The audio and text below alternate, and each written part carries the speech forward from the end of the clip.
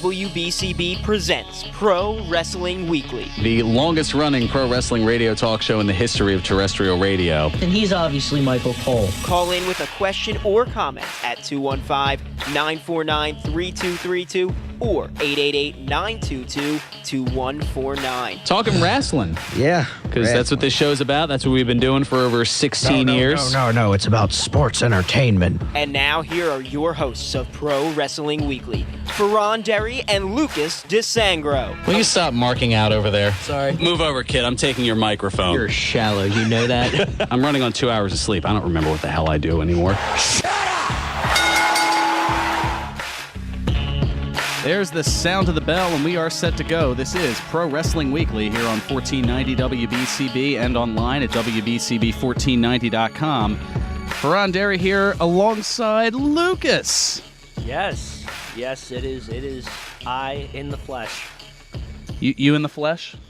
And clothing, yes. Through the magic of radio, I guess it could go either way, but it's probably for the better that it's the former and not the latter and not the former, something along those lines. Yeah. I don't know. Point is, you're here. That was kind of the point that I was going with.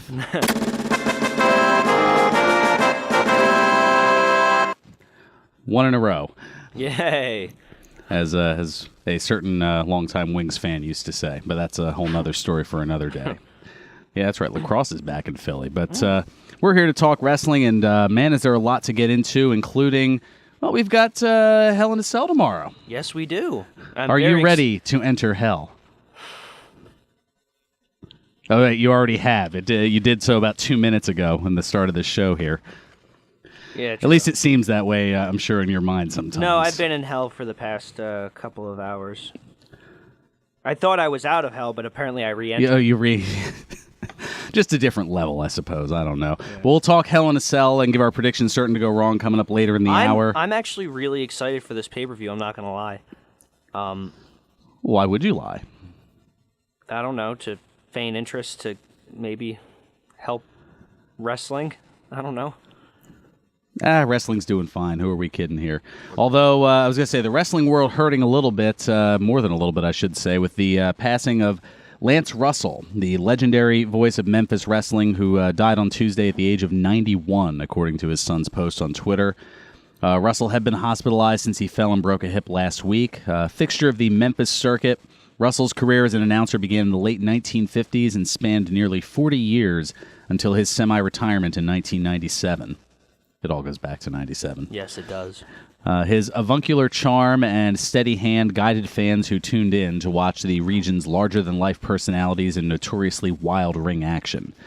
As the unflappable host of the Continental Wrestling Association's weekly Saturday morning show held at WMC's TV studios, as well as the Mid-South Coliseum cards each Monday night, precursor to Monday Night Raw, Russell provided commentary for all of Memphis's most famous matches. His relaxed drawl was the soundtrack for Jerry the King Lawler's rivalry with absurdist comedian Andy Kaufman in the early 80s. Yeah, you remember that. Oh, yes, I did. Well, you remember seeing about it. I mean, you were definitely not around, and I was... I don't think I was even thought of. No. I was barely thought of at that point. How much has changed. Yeah. The more things change, the more they stay the same. Oh, yeah, but yes, the groundbreaking event that made national headlines, and that joke came off more depressing than it was intended. I'll blame the delivery. As did your. Oh no, that's... that was actually really good.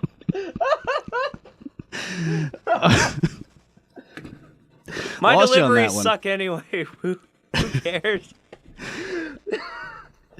Multi-level joke. Mark the time on that, please. If for nothing else, the laughter. I know and I don't mean to throw that in there in the wake of something terrible here, but I mean the passing of a legend. But I mean it's all about entertainment, and that's what he did in everyone's households from the Memphis area. That is correct. It said here, when an impromptu tag team fight broke out in the concession stand of the Tupelo Sports Arena in Mississippi years earlier, after that night's taping had ended, it was Russell who alerted the cameramen to begin filming, and who literally shined a light on the brawl, which many consider a milestone moment in wrestling. So that's kind of just, again, heads up broadcast journalism. Certainly can't go wrong with that. And over the years, Russell developed a level of credibility and trust with TV audiences that rivaled Walter Cronkite's. And as superstars like Lawler and Bill Dundee switched allegiances, Russell remained a consummate moral compass. His interaction with rule breakers like Austin Idol and Mouth of the South Jimmy Hart, which often featured Russell voicing his disappointment over their dirty deeds, became as much an attraction to fans as the matches themselves. And Russell also commentated in WCW from 1989 to 92. And I can only imagine the pairing of Lance Russell and Jim Ross, good old JR. That's something to definitely go back and watch on the network and pull up some stuff if you haven't already. But I will make sure to do so. Yeah, that is certainly a pairing. I mean, as much as Jim Ross paired with just about anybody is good. I mean, if you look over the years, I mean, JR and Lance Russell, I mean, that's... Josh Barnett on New Japan Pro Wrestling, what they're doing on Access TV. He and Lita made a fantastic commentary team for the Mae Young Classic. He can... Obviously, Lawler, I mean, Ross and Heenan, Bobby Heenan, passed not too long ago. Ross and Gorilla Monsoon, even. I mean, that's going back to my... early days of watching professional wrestling, it was usually Jim Ross and Gorilla Monsoon paired together as kind of they were primarily for the then radio WWF. Oh God, yeah, that was a thing. Mm-hmm. I wish that. And was then still a and thing. Vince McMahon was. I'm not gonna lie, I sort of wish that was still a thing, just because like I can't watch the pay-per-view when I'm driving, and most of the time especially when I would drive home from work when I was doing the houseman shift. The late night shift, and the pay-per-view was still on, if that would be a godsend if I was able to listen to it audio-wise, like just radio. Yeah, just to have the sound of everything. Obviously radio is still a strong thing, and that's what we're here for, among other I would things. hope it is, considering. Yeah. Well, I mean, we are the longest-running pro wrestling radio talk show in the history of terrestrial radio. I mean, we're at, I was going to say, I can't even do the math anymore. It's so high. 18 and a half years now that we've been on the air. And counting. Ain't that the truth? Yes, but nonetheless, certainly a huge loss in the wrestling world in terms of commentators. We've had a few of those losses over the course of the. I feel like I say that every year over the course of the year, but between Lance Russell and Bobby Heenan in the last month alone is. It's a bit rough. Not just in wrestling, but in entertainment. I mean, the passing of Ralphie May. Oh yeah, that's that last night. That was a 45. Exactly. And by all accounts, he was he was just like such a good guy backstage, like absolute sweetheart. And apparently, there's not a lot of those. And I mean, there's a lot more than there were, but it's just gone way too soon. Yeah, absolutely, without question. And some other, we'll get into the news for now here, and we'll give Ed the proper time. We'll get him on the, changing things up as we go along here. Actually, what we'll do is, since I want to kind of save the second segment here for a bit of a look back that we've got going on, what I'm going to do for the moment is. We'll get to the local scene now here, and we'll bring up Ed from Northeast Philly. Ed, welcome to Pro Wrestling Weekly. Good afternoon. And Bruno Sammartino, whose birthday was yesterday. Yes. He's 82. Man, and still, I mean, and could probably still whoop just about anybody at this point. I didn't know he was so close. I thought he was at the end of the month. No, October 6th of 35. 35. He's 82. I said that already. Yeah, no, I mean, he is the living legend without question. I mean, a record that I can say with great confidence will never be broken in terms of championship longevity.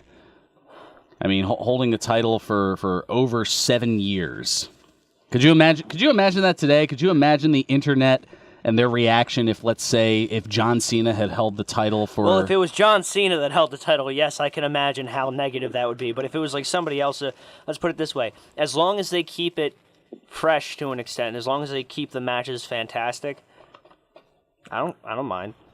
It would be cool to see. Granted, that then you would never be able to have that record broken again, but I don't know. I just think in this day and age to be able to sustain that. I mean, you saw even with CM Punk. I mean, you saw what a stretch it was for him to be able to hold the title.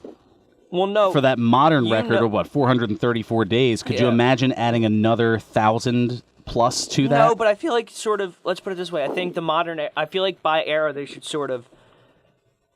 Considering how there probably will never be something like that again, a champion for 7 years. I think there should be like a different sort of section of, Plus, I think with certain, I think it depends. Like Punk turned heel, I think, like almost halfway through his title reign. Exactly. I mean, I'm looking at it. Actually, I was way undershooting. I wouldn't say he did 434 days. You'd have to add another 2,300 plus days. So yeah, think about that. I mean, when you put it that way, it's like, would he be able to sustain that type of interest for that long of a period of time? Well, here's the thing. He made a good point though. Is like defending he was defending the title like one night a month in Madison Square Garden. That would be another reason to why like. There wasn't really a lot. Well, one night in Madison Square Garden, but I mean, he was defending the title in other places that just wasn't necessarily televised. I mean, they were traveling around. But he wasn't doing it in the schedule that they no, do it no, today. no, not at all. That he did a promo in 2013 saying like defending the title and it was like if I was in Bruno or Sammartino's era, I would have been champion for 20 years too. In fact, I would have been champion for 30 years because wrestling one night a month in Madison Square Garden is easy. Blah blah blah blah blah. My 1 year equals 30 of theirs. Gotcha. And I think the second longest was Hogan. Was the? I'm trying to remember now. I thought Backlund was the second longest. I mean, I guess it depends on whether or not you consider the. What about Pedro Morales? I thought he was in. Oh goodness! I was gonna say, well, yeah. That's a whole nother discussion for another time, I suppose. I mean, I can quickly pull it up. No, here. I can pull it up. Don't worry about it. Yeah. Okay. Here we go. So Backlund would be second. Hogan would be third. Bruno's second reign, and this is where I guess the question comes into play is whether you consider his Bob Backlund's reign uninterrupted because there were a couple of hiccups in the works that if you put his entire run together without those hiccups, it's 2,135 days, which is second to Sammartino. But otherwise, he would be just behind Hulk Hogan at 1,470 days. So it's a semantic thing. Yeah. And to answer your question regarding Pedro, he would have been. Let's just include Backlund in this for the sake of argument here, but that was fifth. Be first or fifth. Well, yep. Cena is the fourth longest reigning. What? I think. No, Cena did not have it longer than Pedro Morales.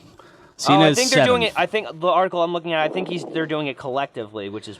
Yeah, no, I'm talking about individual reigns. Yeah. Which I was going to say, Sammartino has both of those categories locked up, but that's a whole other story. WrestlePro is this coming Friday. Ted DiBiase on the show at the Runway Rec Center, 6 p.m. bell time. That should certainly be a good along one. With Al Snow and the squad, Kenny and Mikey, Spirit and Sanjay Dutt. Yeah, a Friday the 13th show, though, I don't know. Friday the 13th haven't been that good for me, as the expression would want to be. But ROH is coming to 2300 Arena. Yeah, October. What's 20th? 20th? What is that? Friday, I think it is. Yeah, that's 2 week it's just under 2 weeks from now, 13 days from now. A week from this Friday is another way to put it. And they're having Global Wars in Pittsburgh. Yeah, they are certainly getting around, and I've got a story coming up regarding something else that they just had tickets go on sale for, but we'll get into that a little bit later. And they have Moose is taking bookings from ROH Impact. Oh. Moose is taking bookings from ROH? Like he's returning to Ring of Honor? Is that what you're saying? Or is it rumored? No, he's taking bookings for other promotions, I guess. Well, yeah, but because he was with Ring of Honor before he moved to Impact with Mike Bennett. But wow, that's interesting. Okie dokie. That's about it. Alrighty, thank you so much for the look at the local scene, and we'll catch up with you. Will we catch up with you next week? I know that we've got the MF Super Camp next week. I think I'll be filling. I think I will have to fill my broadcast obligations here, and then make my way down to Paulsboro for the second day of the camp. Since I'm not quite physically fully able to participate with the PT and all, that would certainly make it a little bit more interesting here. Anyway, let's take care of our first time out, and then we'll come back. Looking back at the life and career of someone who the 20th anniversary of his passing was a couple of days ago, and as if this show wasn't loose enough, things are going to get just a little bit more loose here. We're going to fire the cannons on the other side. This is Pro Wrestling Weekly here on 1490 WBCB and online at WBCB1490.com. Chickies and Pete's, your favorite local sports bar with the best in-game experience. Catch all the action and the players at Chickies and Pete's all season long. Live football shows all season, featuring the Brandon Graham Show every Monday. Plus, the Chickie and Pete's Players Lounge with Fletcher Cox and many more special guests. Enjoy daily drink specials, signature menu items, and our world-famous crab fries. Chickies and Pete's is a proud partner of the Philadelphia Eagles and the official caterer of the Touchdown Club at Lincoln Financial Field. Head to chickiesandpete's.com for the full schedule. All commentators heard on WBCB express their own views. Their opinions are not necessarily those of others on WBCB, including the staff and management. Hi, Tom Mellon from Team Toyota. Remember to listen to our show, Let's Go Places with Tommy Toyota, live here on 1490 WBCB, dedicated to our local hometown veterans, policemen, and firemen. Call me anytime for an appointment at 215-768-6505. That's 215-768-6505 for your exclusively discounted vehicle selection, and $50 will be donated in your honor to our specially selected charities. Stop by and see me, Tommy Toyota, at Team Toyota, Business Route 1, Langhorne. You won't see termites crawling across your floor, but thousands might be devouring the wood in your walls, weakening the structure of your home. For over 50 years, Termite Proofing and Pest Control of the Delaware Valley has been in the exterminating business. If you think you have a pest problem, they're the experts. Call them today at 215-639-5455. That's 215-639-5455 for TPPC. Termite Proofing and Pest Control of the Delaware Valley gives your home or business peace of mind, knowing your pest problem is in their hands. Located at 1560 Bristol Pike in Bensalem, they use only EPA-approved material applied by licensed technicians. Call Termite Proofing and Pest Control of the Delaware Valley at 215-639-5455. He's got the Luigi death stare from Fearon, so he might have to... I didn't give you the Luigi death stare. That's not true. You're breaking kayfabe. Breaking kayfabe. Gonna break something else during this commercial. There we go. That's what I like to see. And now, more Pro Wrestling Weekly with your hosts, Fearon Derry and Lucas DeSangro. Are we getting into that controversy again? I know how it feels, and it's not fun. Welcome back to Pro Wrestling Weekly here on 1490 WBCB and online at WBCB1490.com. Fearon Derry and Lucas Twitch DeSangro here in the house. And, I wanted to make sure this segment got the full time for it because there's certainly a lot with it here. This past Thursday marked 20 years to the day of the passing of Brian Pillman, a name certainly a blast from the past and one from my memory. I know you weren't alive to see his career. But I know very well. But you know very well of him. He was a polarizing figure, controversial, and every bit the loose cannon that his character entailed, especially leading into the last moments of his life. Moments, for example, such as the January 23rd, 1996 Clash of the Champions match against Eddie Guerrero, where in order to prevent Guerrero from diving to the outside from the top rope, Pillman grabbed an unsuspecting Bobby the Brain Heenan from the commentator booth. On the outside, almost in our lap here, and Eddie. Wait a minute. Wait. What are you doing? Easy. Live out on the air over TBS. As It certainly was not bleeped either. No. I had to do a lot of editing and bleeping for this this whole segment here. Just fair warning. It's not quite the Osbournes, but well, I mean, you can't even understand what they're saying half the time with the Osbournes. No offense. Oh well, okay, that's a whole other story for another day. Although, yeah, I guess if you really want to go back and watch WrestleMania 2, where Ozzy Osbourne accompanied the British Bulldogs to the ring. I was talking more about like the. No, I know the show. That's and especially when they had to do a commercial where you couldn't understand a damn word Ozzy was saying, so he could promote texting. Oh, black coffee, please. And he's like, "What?" And he goes, "Text." That's disturbing, Ozzy. What is? He asked for a black coffee.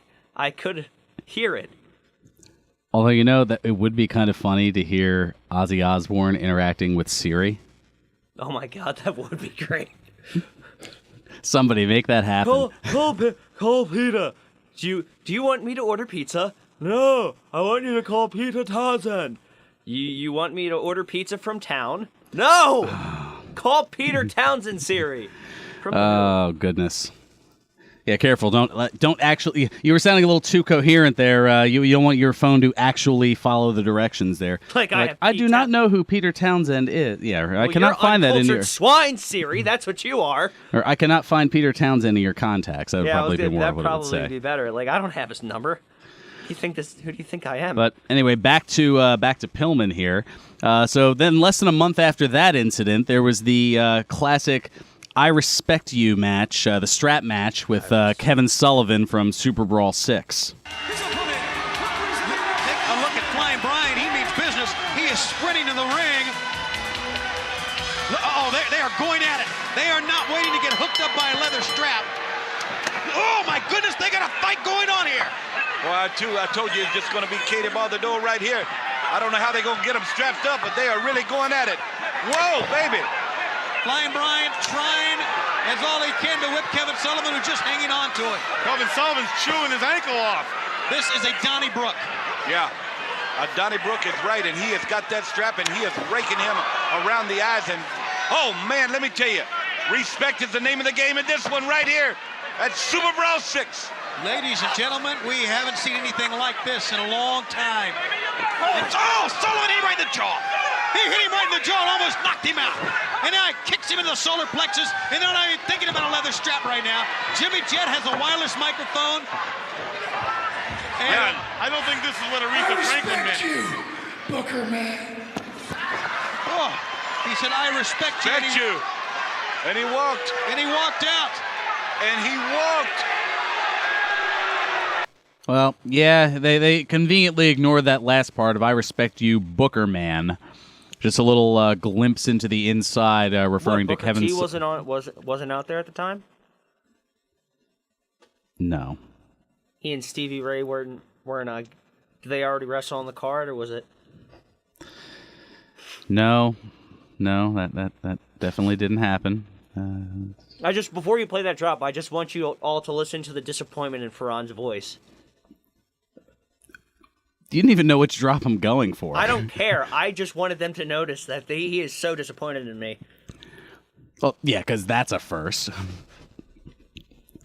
Fair enough. I was going to say, keep it up, and I'm going to be coming for you. There you go. That's what you got out of that. I'm not Canadian. What are you doing? It's an inside joke. Yes, of course, inside jokes. So, yeah, 6 days later after that incident, Pillman ended up getting fired because of that incident from WCW and would show up at ECW CyberSlam and have this to say. You're not running this interview. I am, because I'm Brian Pillman. Anything you tell you a little more. You know what Eric Bischoff is? Eric Bischoff is each and every one of these smart marks rolled up into one giant piece of I guess you guys didn't get that. Smart marks. What's smart mark? A mark with a high IQ? You know what a mark is? A mark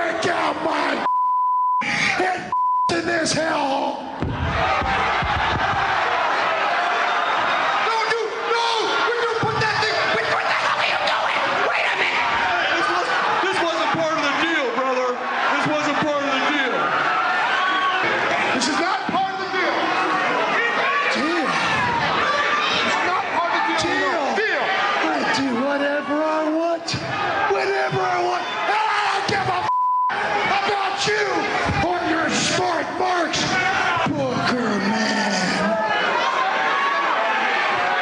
Security, get him the hell out of here. And get him out of there they did, and a nice little allusion to the Booker Man thing from earlier in the week. No, Booker T wasn't there either before you even dared to ask. I know. He was never in ECW. Neither was Stevie Ray. Hey, I wasn't going to bring it up that time. I was just making sure. Anyway, Pillman made a few appearances. I do want to address go ahead. A man after my own heart with the smart marks thing. Nothing else. I don't know about yanking anything or like that. I didn't really catch what he said, but the smart marks part. Well, let's just say he. A love for him is in the air. He was going to use the ring as a commode. We'll put it that way. Ooh. Yeah. Ugh. We'll just that's as best I can clean it up. Okay. He did a pretty good job of it too. Well, yeah. Cleaning it up, not using the ring as a commode. I was gonna say.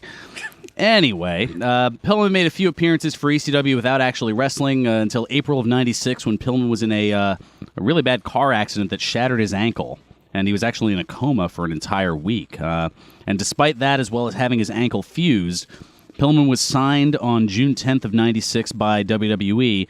This is interesting, the first ever guaranteed contract.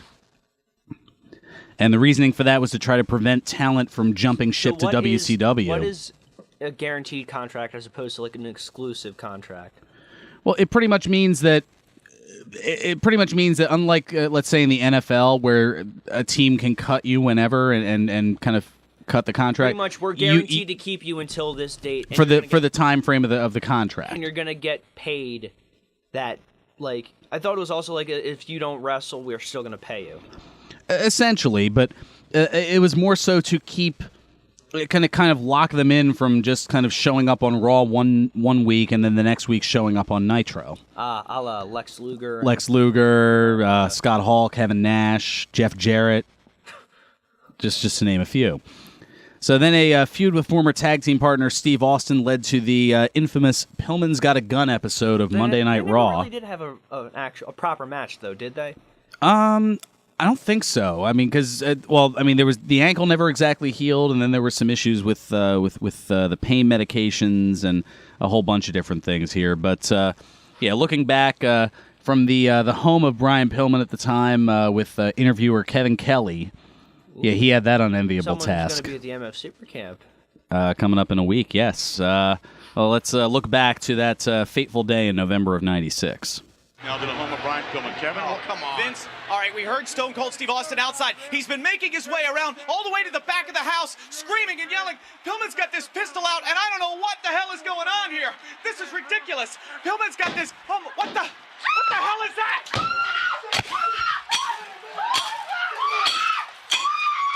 Somebody call the police. It's Austin. Get out of there, Steve. Don't go in there. Don't go in there. What happened? We lost. Power's been restored, Vince. Guys, everybody is here inside. Kevin Kelly, there's chaos there. I do not know where Stone Cold Steve Austin is right now. Did anybody fire a shot? Is anyone hurt? It's a crazy scene here inside the home. Did anybody get shot? Brian is being restrained by his friends. And Brian Pillman being restrained by his friends. Nobody's been shot.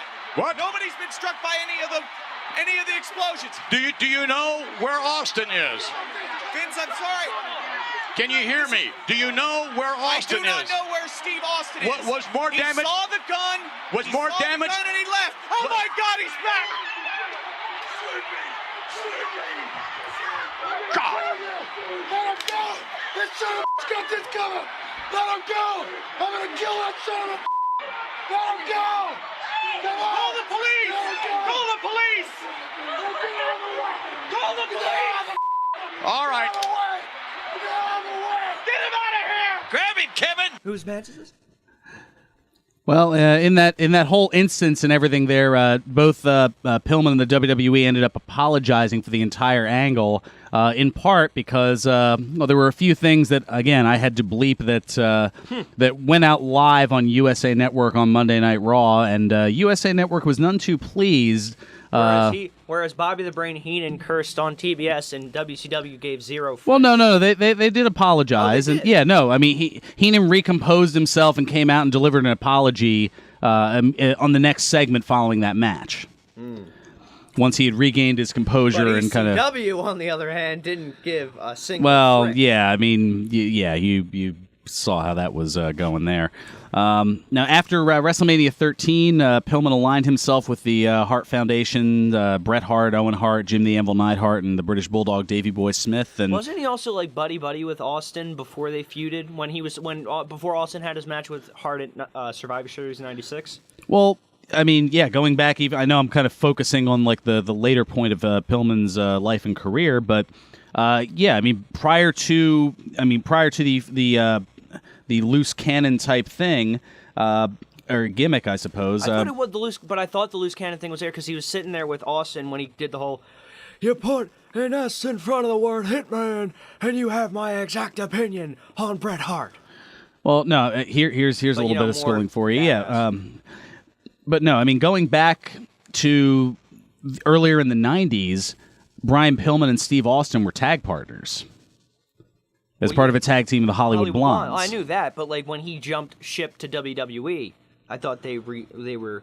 Well, I mean, Pillman was trying to be buddy and trying to kind of rekindle that, but Austin was kind of being the lone wolf, the rattlesnake that he would go on to become.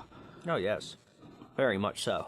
But yeah, that I think was to kind of plant the seeds for a rivalry that I don't know if it ever really played out. I mean, it did a little bit. There were some matches in late '93, maybe even into early '94, between Pillman and Austin, but it didn't really go anywhere. And then not too long after that. And he also wasn't Austin being managed by Colonel Robert Parker. Yeah. You had to get that OSW reference. Oh, I really there. did, but it's fantastic though. Unbelievable. He does sound like that a little bit. Giving over here. Might have to censor that in post. No. What? No. It's not a curse word. It's consonants. I'm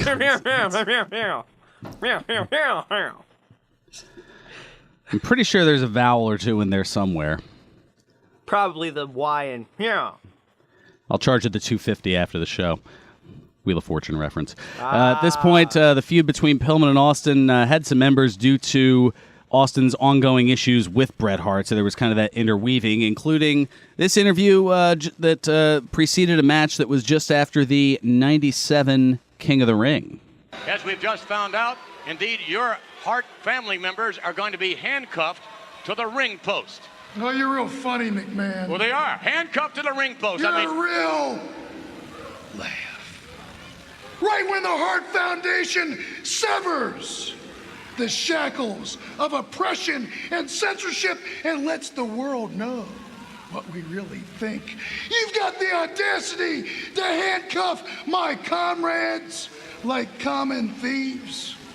Well, you made one mistake. You didn't put the cuffs on the convicted felon, the one with the rap sheet. So Stone Cold's gonna pay. So Shamrock, you got nothing to worry about. You can stay being the world's most dangerous referee and working on that 3-count, son. Because Stone Cold is going down the toilet tonight. Now, the toilet reference was because at the '97 King of the Ring, Austin beating up Pillman and giving him something that you may have been familiar with in your youth. Wedgie? Or a swirly. Yes, face first in the flush commode. Yeah, a lot of commode references here today. Way more than anticipated here, that's for sure. Well, at least it's not poop humor. But then again, McMahon. Hey, careful now. What? But I know how. I've been doing this for 4 years. not professional, but I know not to curse or say anything risque. I don't know why I tried to roll my R's there. But, I'm not sure either. But yeah, I mean, kind of lost in all of these stuff with wrestling. I mean, prior to that, a pretty good football career for Pillman. He was a nose tackle, played a season for the Cincinnati Bengals, and eventually went on to the Canadian Football League for the Calgary Stampeders. And I think that was what led to, and that's what kind of led into it, as right after the football career in 86, he remained in Canada and began training in Stu Hart's dungeon. And that's what led to the camaraderie with the Harts. See, it all kind of weaves together. And then, yeah, Pillman would go on to WCW and the Hollywood Blondes, and then everything from there. Even had a stint as part of the Four Horsemen, but that was where the seeds of the loose cannonry were being planted.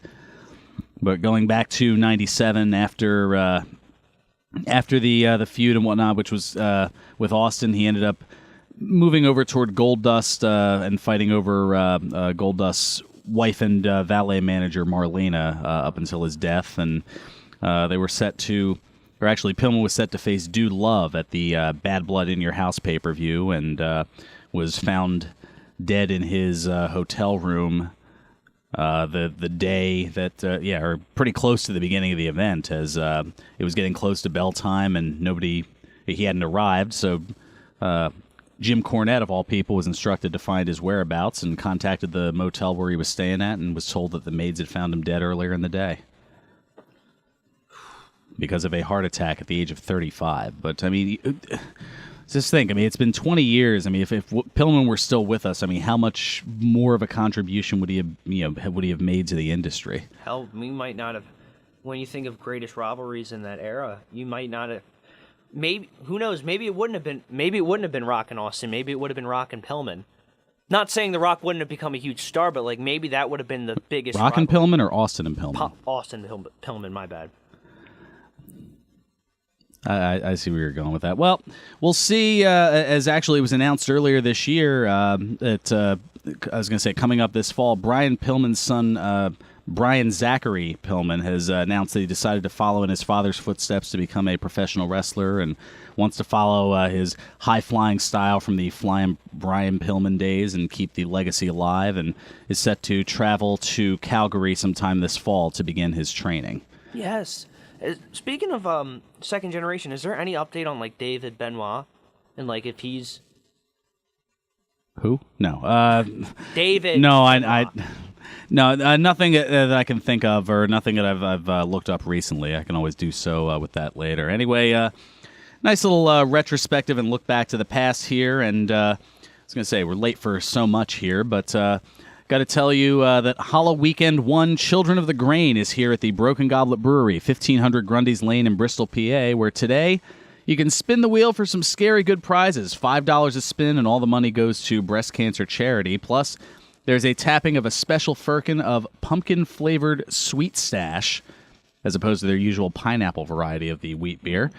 And double feature horror movies during the day, and the Sherwood Brothers return to the B-Gob stage tonight. Plus tomorrow it's Sunday Bloody Sunday with Bloody Mary specials, plus the Birds at 1 and football specials during the game. And of course there's great brews on tap as always, including the return of my all-time favorite beer, All Goblets Have Spirits. Yes, the 9.2% Scotch ale brewed with apples and maple syrup. And on tap for the first time, previously only released in bottles almost 2 years ago, Nori, a Belgian triple ale with lavender and a hint of rosemary, named after one of the characters in The Hobbit, part of the Lonely Mountain series, which the next bottle release is set to come in December. So just a few reasons why it's always a good time at the Broken Goblet Brewery, 1500 Grundy's Lane in Bristol, PA. Broken Goblet Brewing, the semi-official brewery of Pro Wrestling Weekly. Please enjoy responsibly. Coming back, we've got the rest of the news and notes to get into, as well as our predictions certain to go wrong for Hell in a Cell. This is Pro Wrestling Weekly here on 1490 WBCB and online at WBCB1490.com.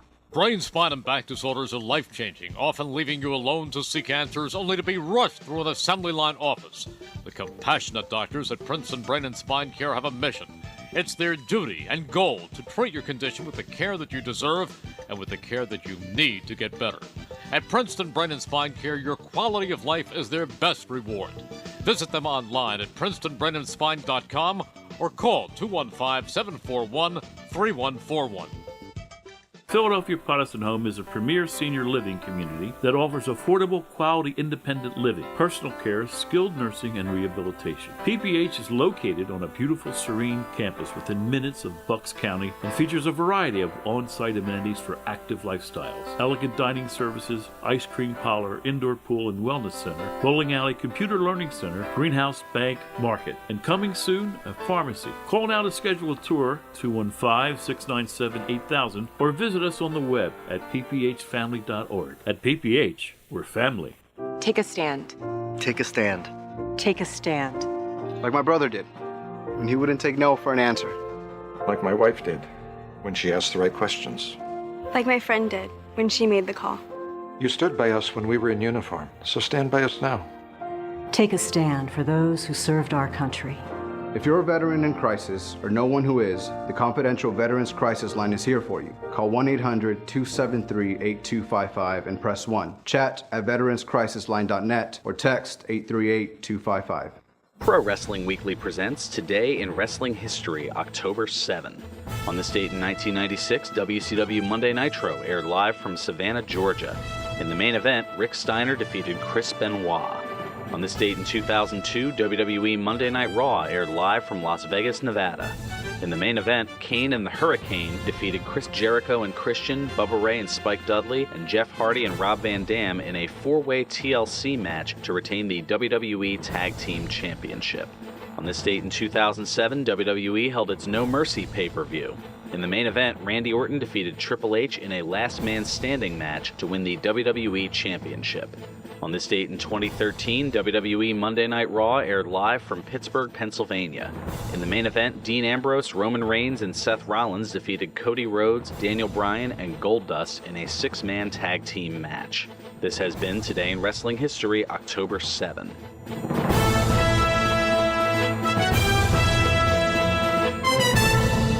Welcome back to Pro Wrestling Weekly here on 1490 WBCB and online at WBCB1490.com. Fearon and Lucas, Twitch DeSangro here. Hey. And we've got a lot to get into in a short period of time, so let's get into the news and notes firstly here, including, this is interesting, Mickie James is being inducted into the Native American Music Awards Hall of Fame 1 week from today, Saturday, October 14th, at the Seneca Niagara Resort and Casino in Niagara Falls, New York.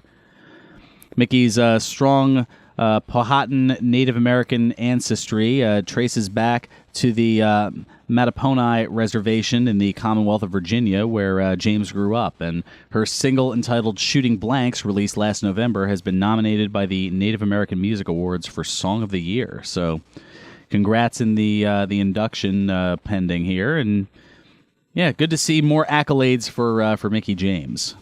Yes. Also, looking to see a rare appearance of The Undertaker? Oh, yeah! Oh, sweet mercy. Well, 3 weeks from today, The Undertaker will attend the Wizard World Comic-Con Oklahoma City for a single-day appearance on Saturday, October 28th at the Cox Convention Center. He'll greet fans, sign autographs, and pose for photo opportunities from 10:30 a.m. to 2:30 p.m. in the Wizard World's first visit to Oklahoma City. The Undertaker joins a star-studded field of standout celebrities attending the pop culture extravaganza headlined by Kate Beckinsale of Underworld and Van Helsing fame. Really? Val Kilmer from Batman Forever, Top Gun. Yeah, I'd probably flip those around. Yeah.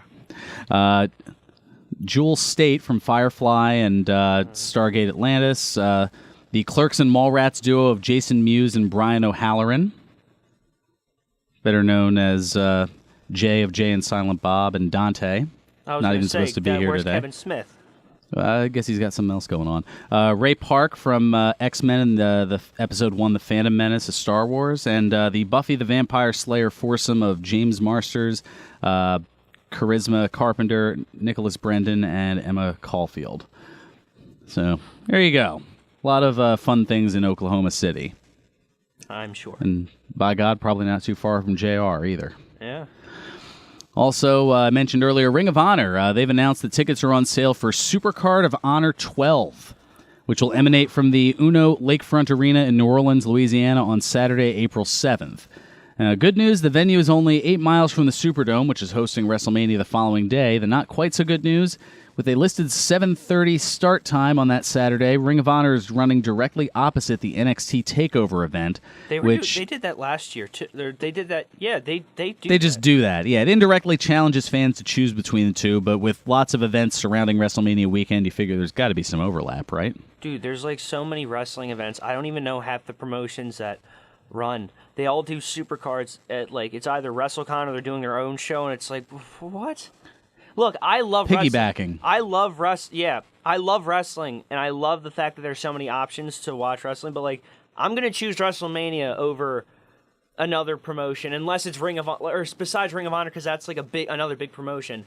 But like, there's Progress, there's Rev Pro, a bunch of people just take it on the road to WrestleMania weekend, and it's just. Yeah, most certainly is, and it's just an overload. I wouldn't be able to take that much wrestling. Yeah, too much of a good thing, I suppose. Yeah. Well, also coming up here, there's this is interesting, and hopefully I'm not spoiling too much by saying this, but War Games is returning. Strange game. The only winning move is not to play. How about a nice game of chess? No, Joshua, not that War Games.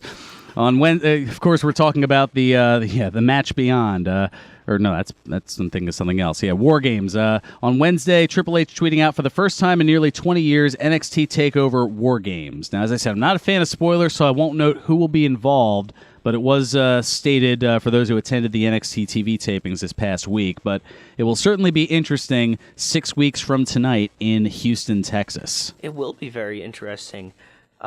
Just personal opinion, all spoilers aside, it ain't War Games without the Zodiac. It just isn't, man. I say that with full sarcasm in my face. I was going to say, did Jay Hunter slip you a Virgil, a tenor? What's going on here? No. Like all these I mean, you're well over the quota is where I'm going with that. Well, I'm not even referencing OSW at that point. It's just in general. He made me a fan of Ed Leslie and his 1,000 gimmicks, but still. 18.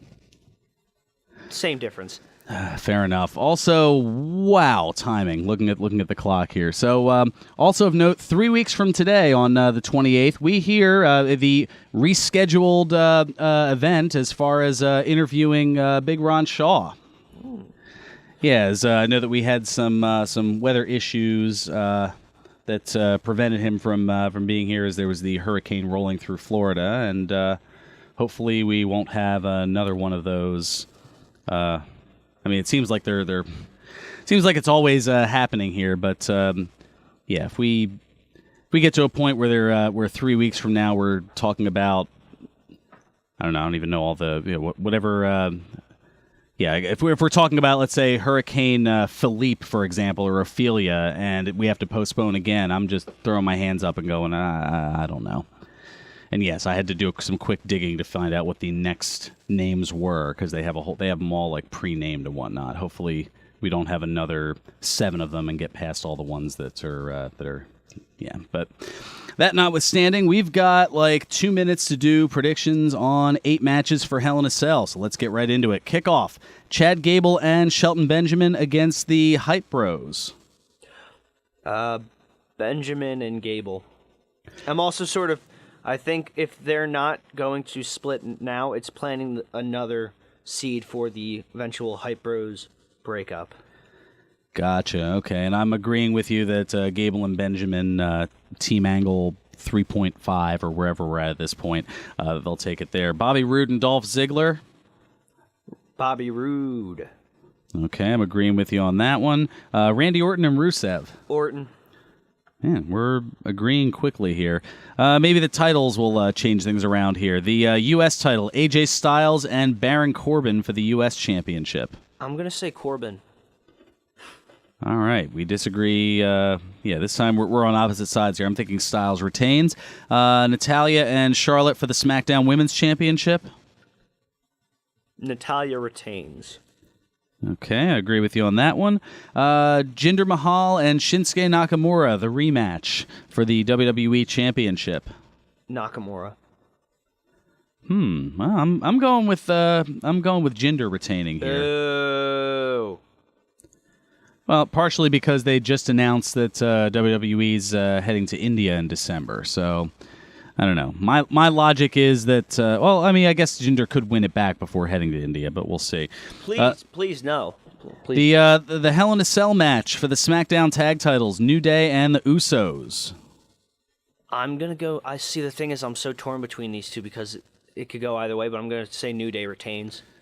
I'm agreeing with you on that one. And finally, the Hell in a Cell Falls Count Anywhere match. Kevin Owens and Shane O'Mac. The fans. No, I'm sorry. I agree. No. X gets the square. No. Kevin Owens.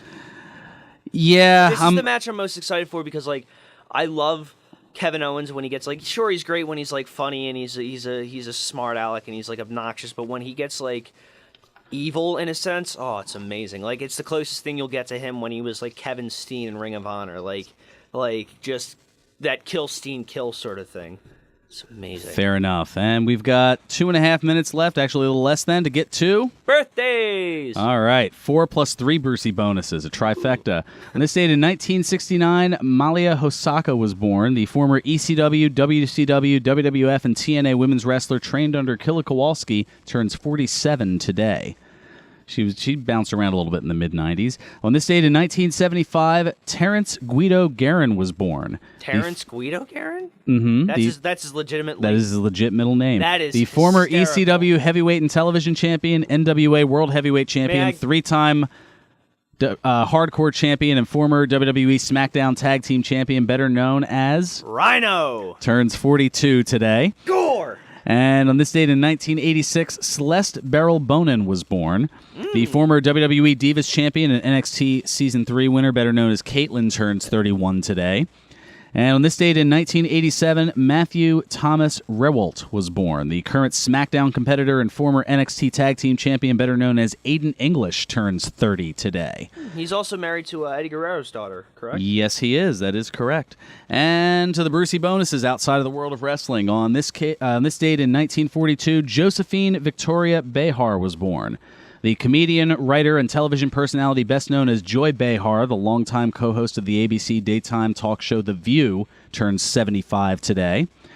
On this date in 1952, Vladimir Vladimirovich Putin was born. The former Russian prime minister and current president of Russia turns 65 today. And if you have more to say about that, save it for this time slot Monday to Friday. And on this date in 1959, Simon Philip Cowell was born. The English reality television judge and producer known for the talent competition shows American Idol, The X Factor, and America's Got Talent turns 58 today. Happy birthdays all around. He and Gordon Ramsay, my favorite Americanized Brits. Yes, and they are certainly great. And you're great for tuning in out there. Hopefully we'll catch you next week. And until then, well, you know what to do. Play us out, Nutsy. 1 o'clock and all's well.